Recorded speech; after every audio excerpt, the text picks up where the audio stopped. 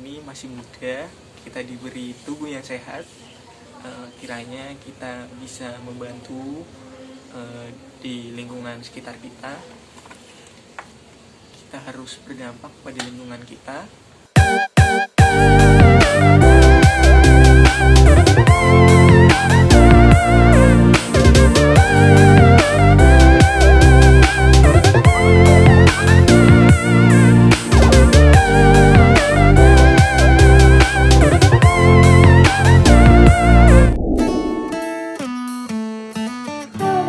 Kembali lagi di Nyiman, ngobrol asik firman Tuhan.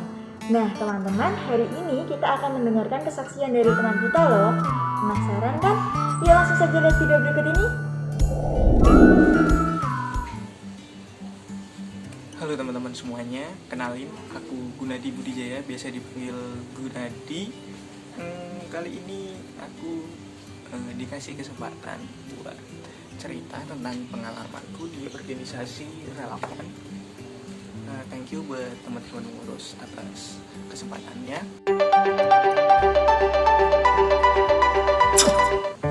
Dan sebenarnya apa sih organisasi relawan yang aku ikutin? Organisasi relawan yang aku ikutin adalah Korps Sukarela PMI Unit Udinus. Mungkin kalian bertanya-tanya sih, Korps Sukarela itu apa sih? Nah, Korps Sukarela adalah, kalau kalian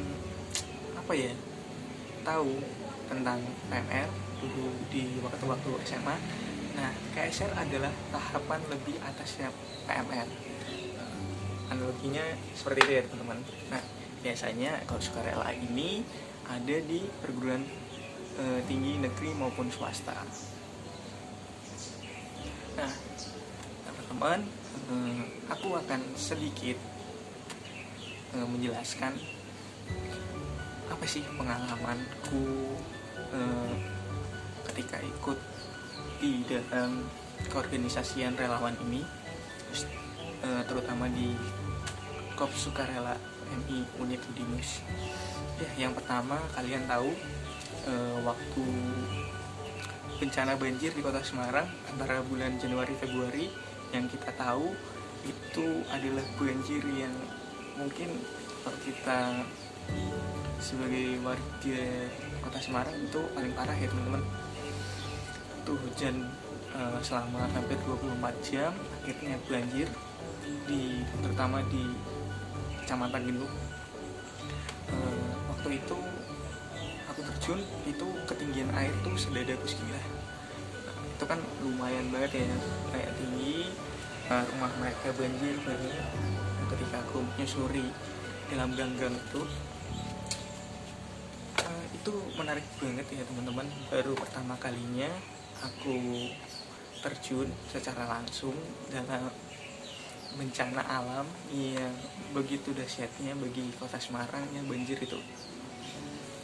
Waktu pada hari pertama aku diterjunkan, itu kaget melihat kondisi banjirnya itu sampai jalan Pantura. Itu jalan Pantura ya teman-teman. Dan pada di lapangan pun keadaannya gang-gangnya cukup sulit ya teman-teman. Kita pun untuk mengevakuasi pun agak sulit gitu, karena kita pun nggak tahu nih bukan lahan sih, jalannya tuh seperti apa. Kadang ada di dalam gitu. Kebetulan pas waktu kemarin ada cerita lucu, ketika aku lagi dorong perahu karet, aku tiba-tiba jeblos tuh, tapi selamatnya aku gunain APD teman-teman, alat pelindung diri. Aku pakai pelampung yang dimana ya selamat, akhirnya masih bisa ngambang gitu kan. Itu sih pengalaman seru juga ya. Nah, ketika waktu evakuasi itu capek banget teman-teman.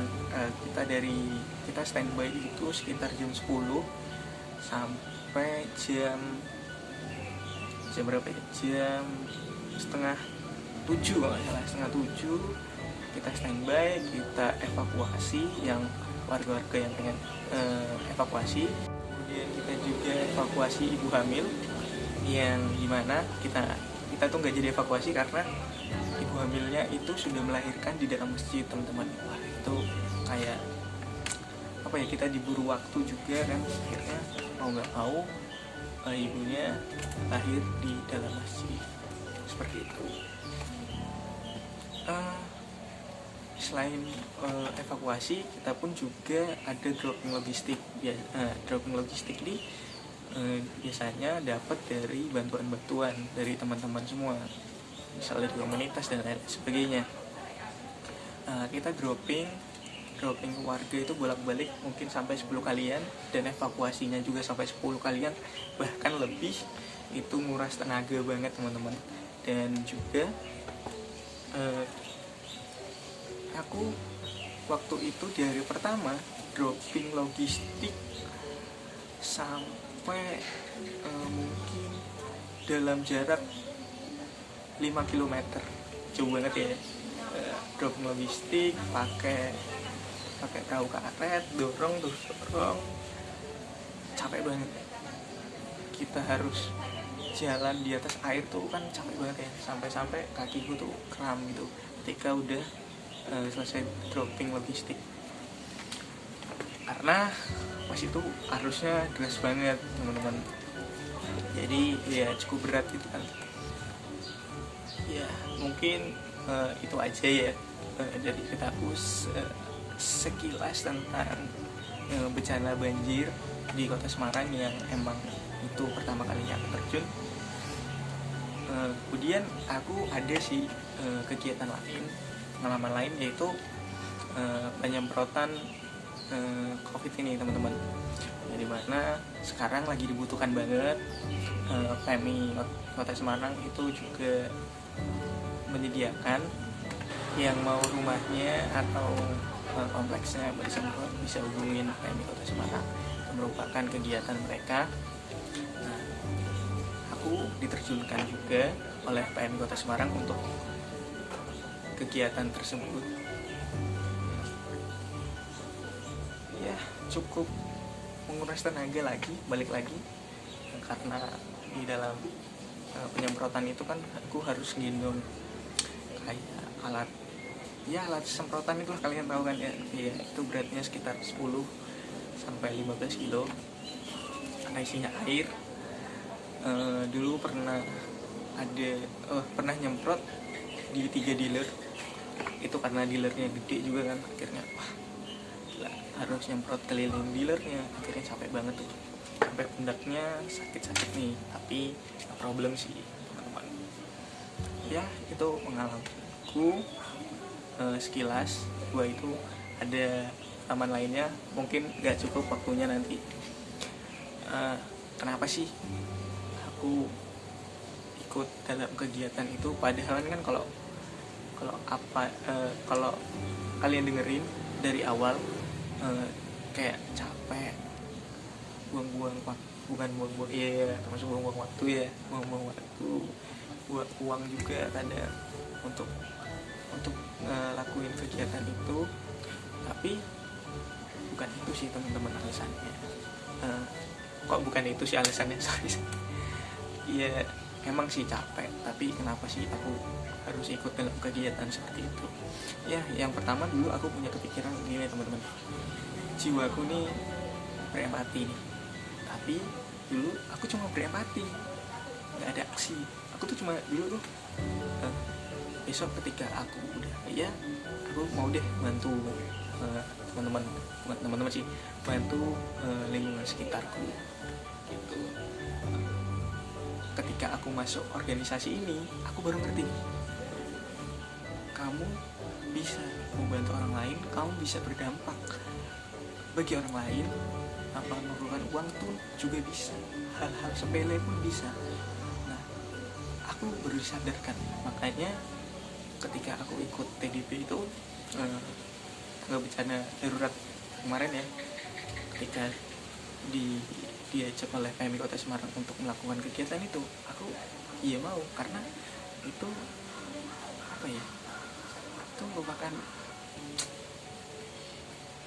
bukan bantu ya, itu merupakan kegiatan yang membantu sesama gitu. Pada prinsip awal tadi aku pengen membantu sesama. Nah, aku bisa ngeluarin apa nih sekarang? oh ternyata aku bisa ngeluarin tenagaku. Ya udah deh, aku ngelakuin tenagaku dengan segenap hatiku, apa yang sudah diberikan Tuhan, itu anggota badanku untuk bisa membantu, aku lakukan bantu.